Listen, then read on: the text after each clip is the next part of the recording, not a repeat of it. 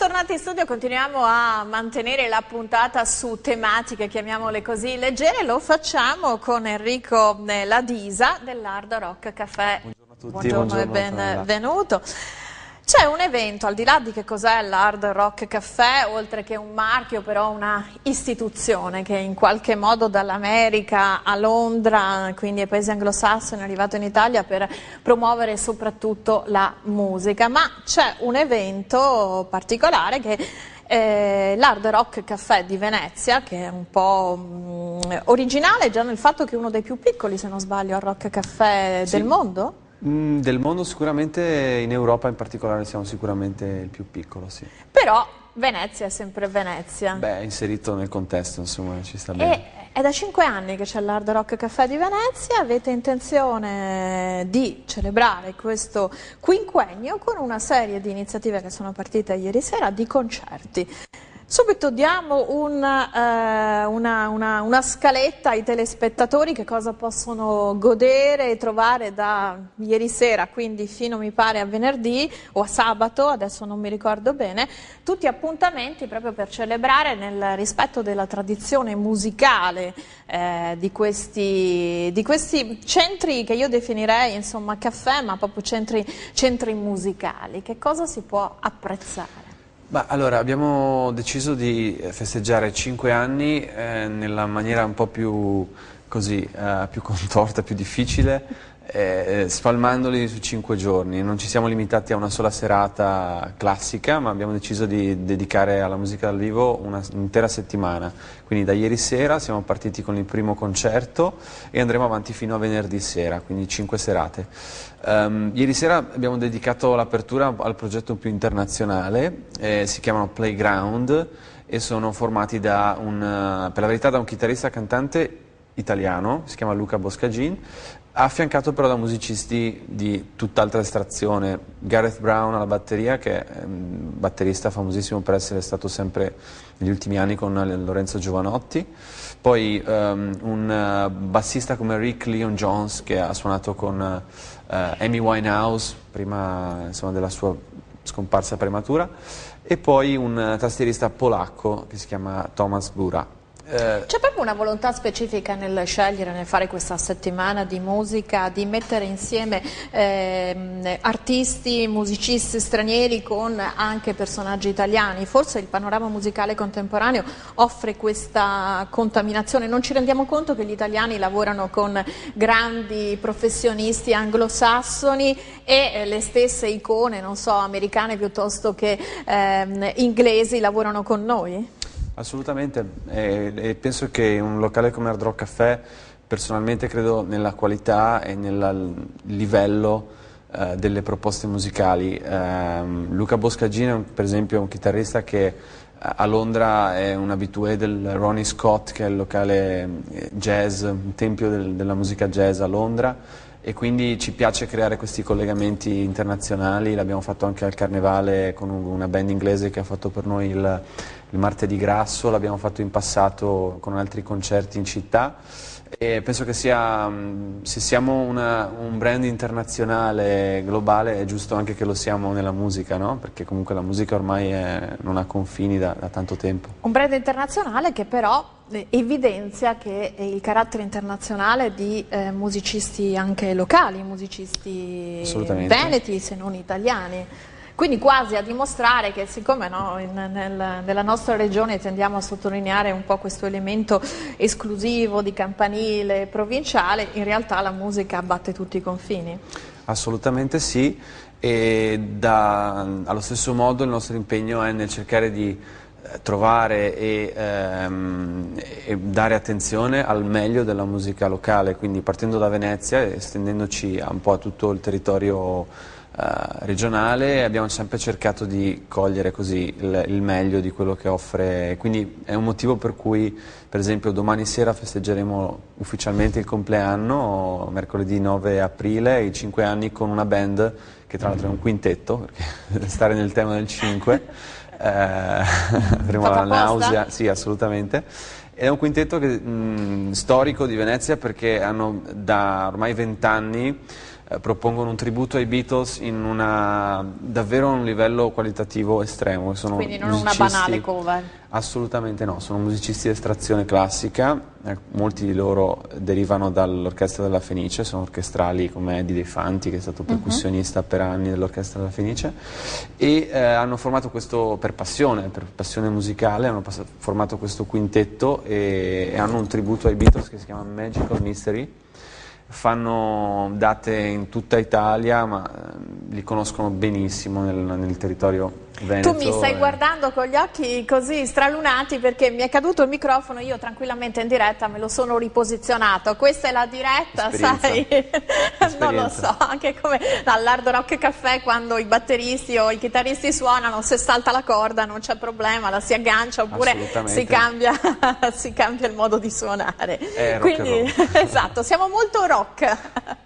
Quindi dicevi appunto i Magical Mystery, no? Che si propongono proprio perché l'Hard Rock Café è un po' una istituzione, no? Che esiste da tantissimo tempo, quindi i Beatles ci stanno anche all'interno di un repertorio che voi proponete. Ma quanto i Beatles oggi sono ancora di attualità, quanto vengono rivisitati? Mi viene in mente una pièce teatrale che ho appena visto appunto a teatro con Neri Marco Re, che era praticamente riproponeva in una chiave anche un po' onirica proprio la storia dei Beatles. Quanto sono importanti oggi? Magari ci sono generazioni nate di giovani che insomma i Beatles erano già superati quando sono nati, eppure sono ancora attuali. Devo dire la verità, io stesso, ma davvero i giovani di oggi conoscono i Beatles molto bene per quanto si potrebbe pensare diversamente.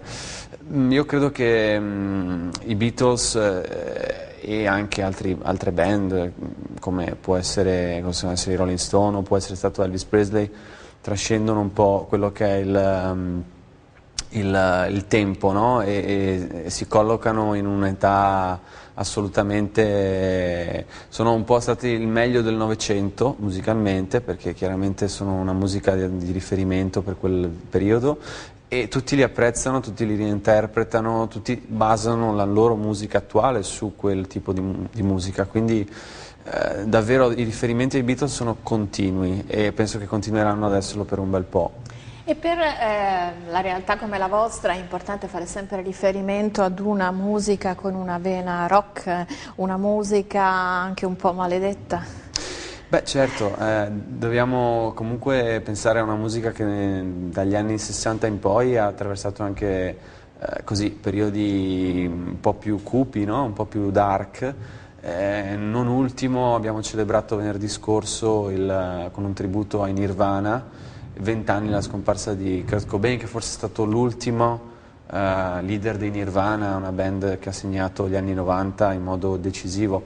Credo che sia una delle band e uno proprio dei riferimenti musicali più importanti degli ultimi 20 anni, quindi anche se difficilmente Hard Rock Café si lega ai tributi, è stato un piacere ricordare quel tipo questo anniversario, insomma, 20 anni senza un importante. Tra l'altro questo anniversario non è solo un anniversario musicale, ma ancora ovviamente intorno a queste figure brave, un po' dannate, si erge sempre un po' il mistero, il giallo, no? Si riapre anche come, perché si è tolto la vita, e vedevo proprio anche in questi giorni delle nuove foto inedite del suo ultimo giorno, insomma, quindi c'è anche una forma di non dico gusto dell'orrido, ma quasi è celebrativa questa cosa, o serve per i fan per avere anche la riprova che, sai, un po' questi miti sembra sempre che non muoiano mai, no? C'è sempre un po' questa leggenda per cui sono vivi chissà dove, parliamo anche di Paul McCartney, no? Che si è sempre detto che non fosse più tra di noi, invece è vivo e vegeto. Ma credo che sia la leggenda che si autoalimenta, no? E che i media alimentano continuamente, sono occasioni anche per continuare a parlare di artisti da un certo punto di vista commerciale, anche per continuare a venderne, no? Ma forse perché ci sono veramente dei miti musicali che non si sottraggono a aloni un po' come in passato? Assolutamente, io personalmente venerdì scorso ho avuto l'esperienza di questo concerto dedicato ai Nirvana, ho visto dei ragazzini che avevano avuto 15 anni, dei ragazzi così, che potevano tranquillamente con queste maglie di Nirvana, lo stile grunge, quindi queste camicie a quadretti aperte, ed erano esattamente i fan dei Nirvana negli anni 90, non è cambiato quasi nulla, quindi è un Evidentemente mito che continua e chissà per quanto tempo ancora. Noi continueremo a parlare di Hard Rock Café subito dopo la pubblicità. Non andate via, grazie.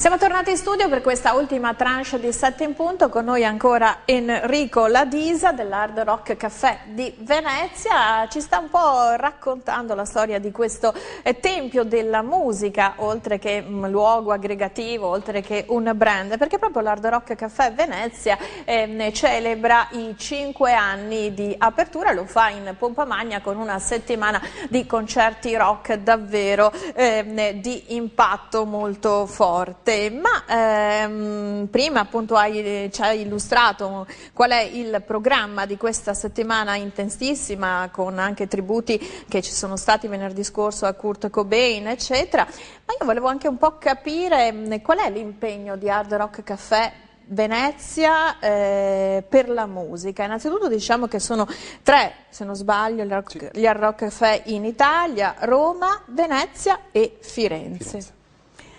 Quindi il ruolo di Venezia, perché proprio Venezia e non Milano, ad esempio? Beh, innanzitutto prossimamente penseremo anche a Milano, quello è nei programmi. Venezia sicuramente è una città che è molto più vicina a Roma e Firenze per un discorso chiaramente anche turistico. Ludico.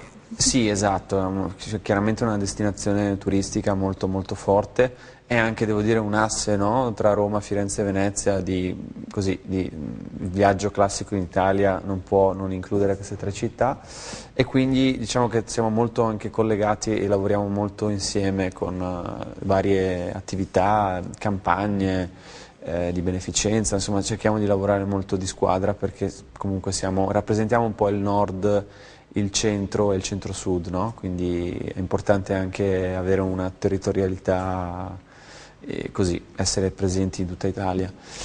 Campagne di lei, tu adesso ti do del tuo, tu hai accennato praticamente a queste campagne di beneficenza. Che cosa, e quindi tornando proprio al ruolo di quello che avete fatto in questi 5 anni all'Hard Rock Café di Venezia, come sono strutturate queste campagne? A chi sono riferite? C'è un'attenzione per il territorio, e appunto se c'è questa attenzione nei 5 anni lagunari, dove avete concentrato il vostro interesse di solidarietà?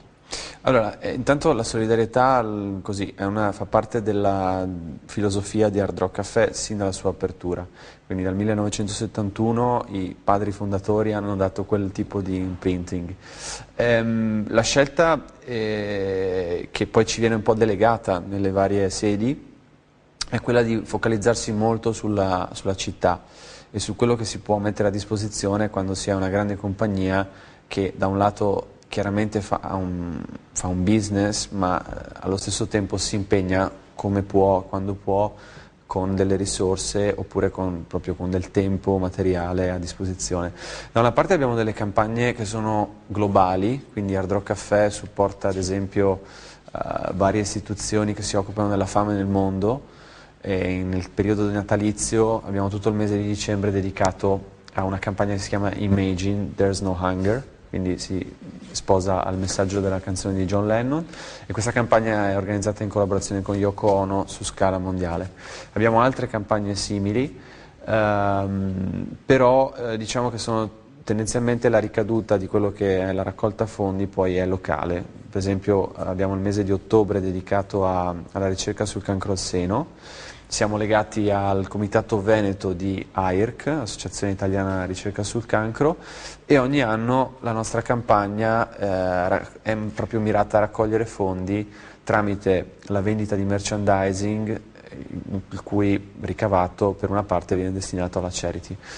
È un impegno importante perché in 5 anni abbiamo tirato un po' le somme in questi giorni e siamo orgogliosi di poter dire che abbiamo destinato oltre 160.000 euro in raccolta fondi a livello totale, e di cui circa 70.000 sono state destinate a organizzazioni, associazioni locali. Non è solo AIRC, ma sono anche altre realtà come la cooperativa Il Cerchio, che è molto attiva e collabora in particolare con il carcere femminile e della Giudecca, e sono realtà che hanno un'attività incredibile e che quando possiamo cerchiamo di supportare, sia con dei contributi chiaramente di denaro, ma anche con iniziative? Ma anche con iniziative. Per esempio abbiamo partecipato a molte delle loro sfilate, hanno un laboratorio... Che la cooperativa, appunto, sì, Il Cerchio delle detenute della Giudecca a Venezia, se non sbaglio, fanno sia abiti che borse, sì, accessori anche che vengono venduti, e anche di ottima qualità. C'è una sartoria, insomma, all'interno del carcere. E quindi sono coordinate da una stilista, quindi hanno davvero la qualità è molto elevata. Quindi abbiamo prestato un po' la nostra, non so, le nostre cameriere si sono prestate a sfilare con questi abiti, e poi abbiamo fatto davvero tanto altro con loro, ed è sempre un piacere, insomma, metterci a disposizione. Cito un'altra collaborazione che non è monetaria ma comunque è interessante. Domenica saremo al Lido, all'Oasi del WWF agli Alberoni, e ci occuperemo della pulizia delle spiagge, che è un'attività interessante perché svolta con WWF è in parte un lavoro anche duro, se vogliamo, al quale partecipiamo con una squadra di 10 ragazzi, e da un'altra parte è anche molto educativa perché abbiamo la possibilità di conoscere l'oasi del Lido, degli Alberoni, ed è molto interessante. Tu sottolineavi che nel 1970, se non sbaglio, quando i padri fondatori, poi un po' ci racconterai la storia, hanno dato vita a questa realtà che è Hard Rock Café, nello statuto, chiamiamolo così, nella mission, sicuramente c'era la speculazione economica, c'era il business, ma c'erano anche dei principi, no, di solidarietà, di impegno etico, di impegno, un po' quelli che erano i valori che andavano molto negli anni 70 dai Figli dei Fiori. Questa filosofia siete riusciti a mantenerla, e questa filosofia contraddistingue un po' questi locali, in modo che anche l'utente sa che cambiando di città in città, nel giro per il mondo, trova un certo tipo di risposta, cioè l'utente che va a New York, poi se capita a Venezia torna da voi, se capita a Firenze viene, c'è un utente fidelizzato anche se gira il mondo?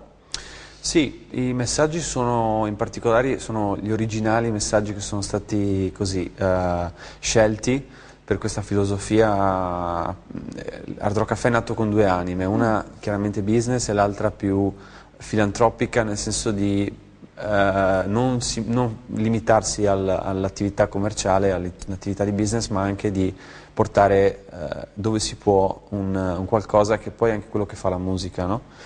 Quindi dall'aiuto, per esempio, che ha avuto storicamente Hard Rock Café a livello proprio così, su grande scala, abbiamo visto negli anni '80 si è occupata di Live Aid insieme all'organizzazione, ha curato tutto il catering, ad oggi in cui questi motti che sono stati scelti negli anni '70 ancora diciamo campeggiano nelle varie sedi, e sono motti molto semplici ma molto chiari su quello che è la linea. Che funzionano ancora dal punto di vista del marketing? Assolutamente, cioè sono molto così, terra, sono Save the Planet, salva il pianeta, All is One, siamo tutti una cosa sola, Take Time to be Kind, prendi del tempo per essere gentile. E sono dei motti molto semplici ma efficaci, che si riescono anche a passare, a trasmettere attraverso il personale di Hard Rock Café, che viene indirizzato su questa filosofia, insomma. Quindi non è una posa, non è un business, ma insomma ci si crede anche un po' a questi ideali, si cerca di crederci. Sono appunto gli ideali proprio nella cultura di Hard Rock Café, non solo a livello aziendale, ma proprio a livello di spirito dagli anni 70, quindi insomma. Questi locali sono nati per dare l'opportunità a chi voleva suonare una musica che all'epoca, lo diciamo, insomma, era la musica alternativa, no? Perché viene scoperta la valenza di qualcosa sempre dalle generazioni successive, oppure da quelli che in quel momento sono un po' più innovativi e non legati alla tradizione. Quindi c'era la necessità di trovare dei locali dove poter suonare la chitarra in maniera esagerata, è proprio per questo che nascono gli Hard Rock Café. Beh, solo il nome Hard Rock, nel 71 Hard Rock era una parola appena coniata e in particolare si rifaceva alla musica, si dice che i Deep Purple abbiano inventato l'hard rock, perché in quell'epoca erano soprannominati come la band più forte del mondo, ma non nel senso forte, nel senso proprio di... Sì, di boom boom boom, sì, che poi non è il boom della musica Ivy che poi si è avuta negli anni, fine anni 90 o quella metallica, questo è proprio il rock duro, si può dire così? Assolutamente sì. Progressive? Sì. Beh, era l'epoca quella era la scena, quindi diciamo si erano un po' lasciati indietro i Beatles e i Rolling Stone e il beat, no? Il tipo di rock and roll che avevano inventato pop, i Beatles. un po' dolce. E si era passati ai Led Zeppelin, ai Deep Purple, a Black Sabbath, quindi tutta un'altra scena.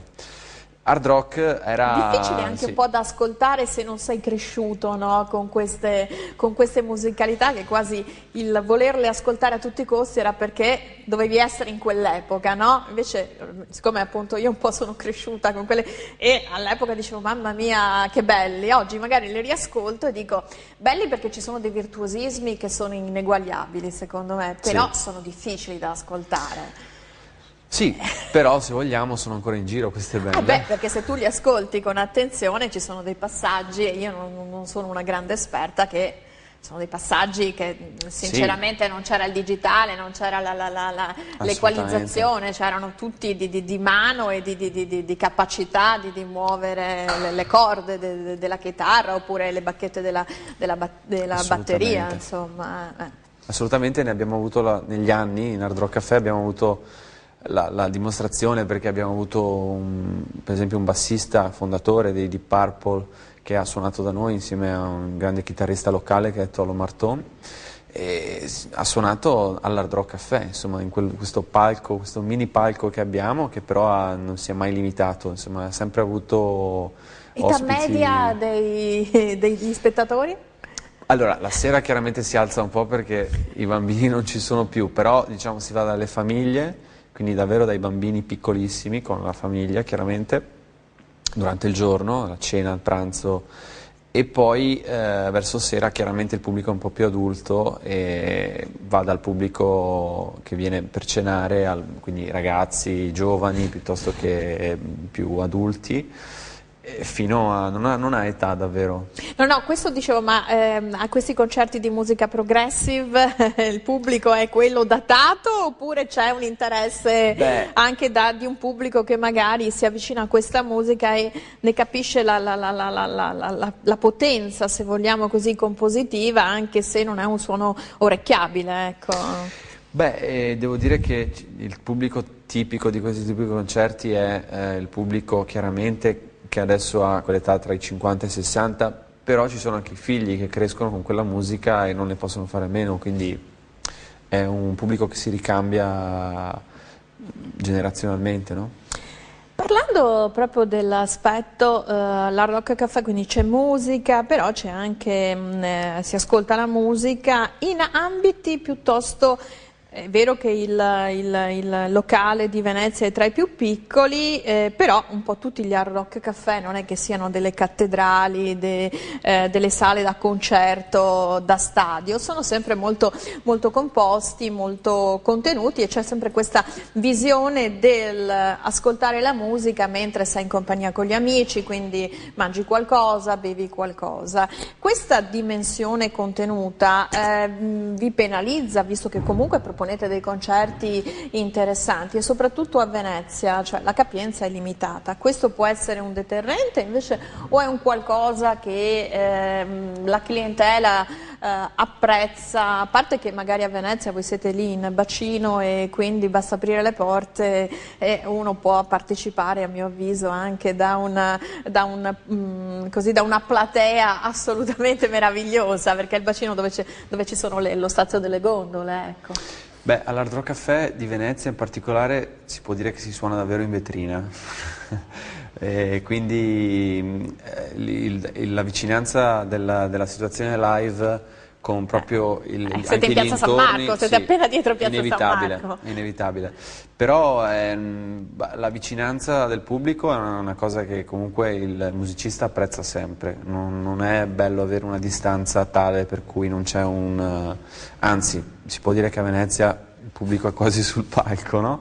Però penso che sia una cosa positiva. Se poi a volte rimane qualcuno fuori, come può essere successo, è rock and roll anche quello, no? Si può anche rimanere fuori perché non si riesce a entrare. C'è comunque una capienza, quindi l'obiettivo credo che l'obiettivo di chi lavora in ambito musicale o dello spettacolo sia sempre quello di avere della gente fuori, no? Sì, assolutamente. Però nei vostri locali c'è anche un elemento che non è da sottovalutare, perché se uno capita magari in un momento in cui non c'è il concerto, quindi non è sera, ma capita di giorno, ha sempre però l'opportunità di fare un viaggio nella musica, tra i miti della musica, perché le pareti sono tappezzate di, si chiamano memorabilia se non sbaglio, di cimeli, di chitarre, di vinili, di scritture, di spartiti, anche di stupidaggini, chiamiamole così, che però sono appartenute a icone proprio e sono pezzi originali, non è che... Sì, tutti originalissimi, anzi questa è una cosa che magari si pensa che non siano, a volte ci chiedono, vi assicuriamo che sono garantiti, perché quando cerchiamo di fare un'acquisizione, e ne abbiamo fatta qualcuna a Venezia con nomi anche prestigiosi, la quantità di documenti che dobbiamo produrre e di prove documentali proprio della donazione sono davvero da burocrazia quasi italiana. Che cosa troviamo a Venezia? Ad esempio qualcosa di particolarmente interessante, anche alla luce di queste ultime acquisizioni che avete fatto? Beh, a Venezia abbiamo anche avuto la fortuna di poter non raddoppiare, ma quasi, l'anno scorso con l'apertura di un nuovo punto vendita a Rialto. È un negozio che ha arricchito ulteriormente l'offerta. Però i memorabilia non sono in vendita, suppongo? Assolutamente no. Ah, ok. No, è un museo ed come tale le opere sono assolutamente intoccabili. E che cosa possiamo vedere? Bah, si va dalle cose un po' più storiche, sono sicuramente molte memorabilia di Beatles, Rolling Stone, Jimi Hendrix. Che cosa c'è dei Beatles? Beh, i Beatles sono delle chicche, abbiamo un rullante della batteria di Ringo Starr firmato da tutti e quattro i Beatles, poi abbiamo un manoscritto di un libro che ha scritto John Lennon negli anni 60, che ha un grandissimo valore perché pensate che scriveva sulla carta un sacchetto del pane probabilmente, scriveva su questo tipo di... Ma scriveva a matita, a penna o a penna? A penna.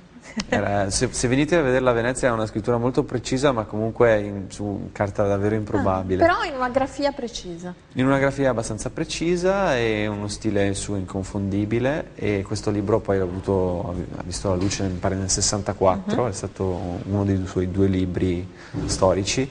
E poi si va da Madonna a Shakira. Che cosa c'è di Madonna? Adesso mi incuriosisci. Di Madonna c'è un completo usato in un tour degli anni 90 ed è